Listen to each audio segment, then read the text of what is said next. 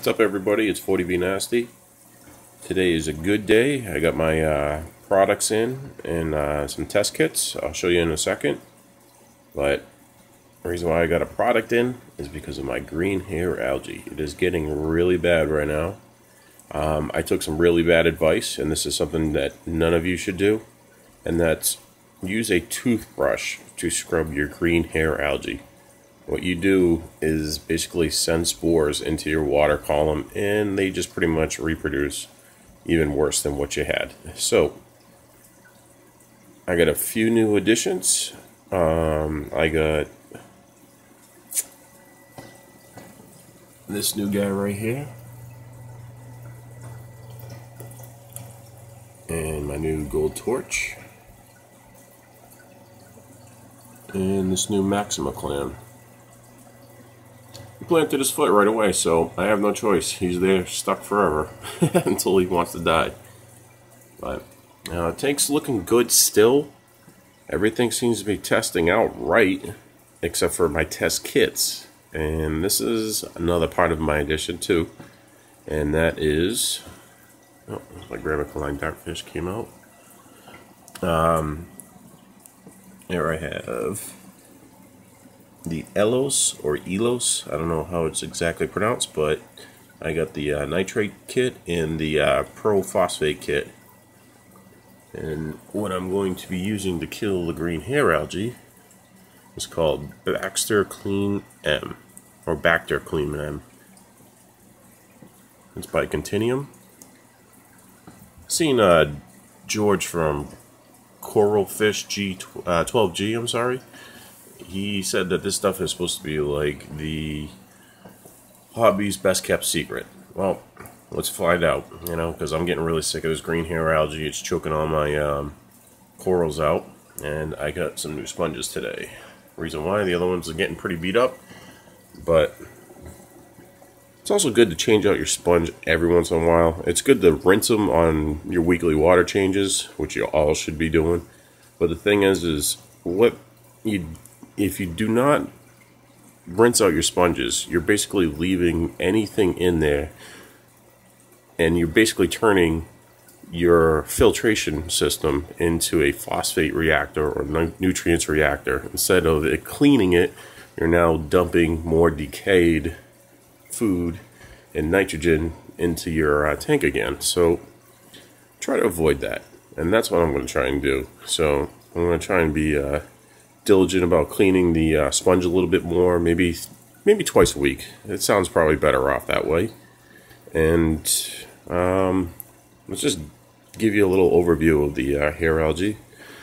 Obviously, from my last video, you can see this stuff has gotten out of control. And it's supposed to be green, but it's brown and it's ugly. Once again, my rasp loves to be on camera. But look at these things. It's just everything's closed up. It's so terrible. It's like even my snails, they look like they're wearing Donald Trump wigs and they're just floating in the wind. It's gross. But I mean, still things are growing out nice. Like my little Fruit Loops, obviously you can see, has grown out quite a bit. It was at 14 and now it's at 19. So obviously still the ATI True Actinic is producing a lot of polyps still. My rostas, you can tell, definitely grown out. Last time I said they had 25, and that was 2 weeks ago, and now there is 30.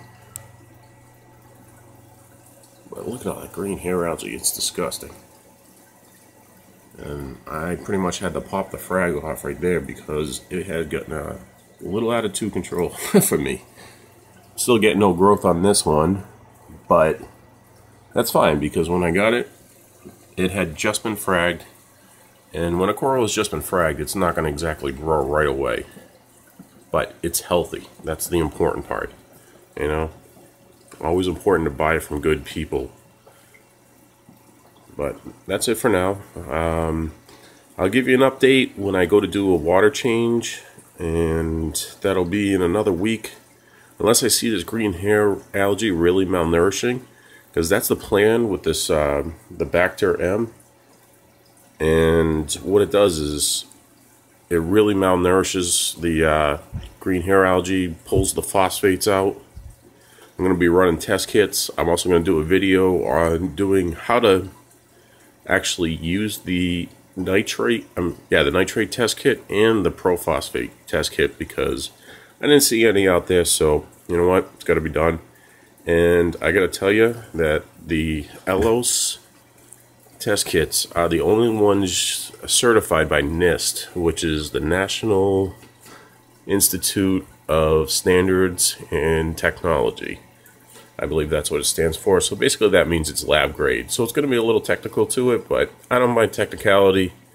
A lot of people they don't like the product because it's too hard to use or something like that, but that's what I'm here for. I'm going to figure it out for you, get a video up, get everybody maybe buying these things, because they're supposed to be 100% accurate. My local fish store guy used it and he turned me on to it, so I'm going to go with it. Give it a whirl, see how it works, because right now my test kit for my API is garbage. I'm just gonna say right now, if you're gonna use it, just make sure you shake that #2 bottle for the nitrates, because what happens is there's a regiment inside the bottle, and what it does, it sticks to the wall. If you don't shake the bottle perfectly every single time, every single drop you push out of there without all the regiments properly shaken and mixed into the water that's in there, you have basically now ruined your test kit. So that's what I'm going to avoid. I guess the ELOS has probably the regiments on the outside where it's like a powder or something, I would imagine. But I don't know. I got to figure it out. I got to dip into that, and I'll catch all you guys later. But you know, it's 40B Nasty out. Take care. Good luck.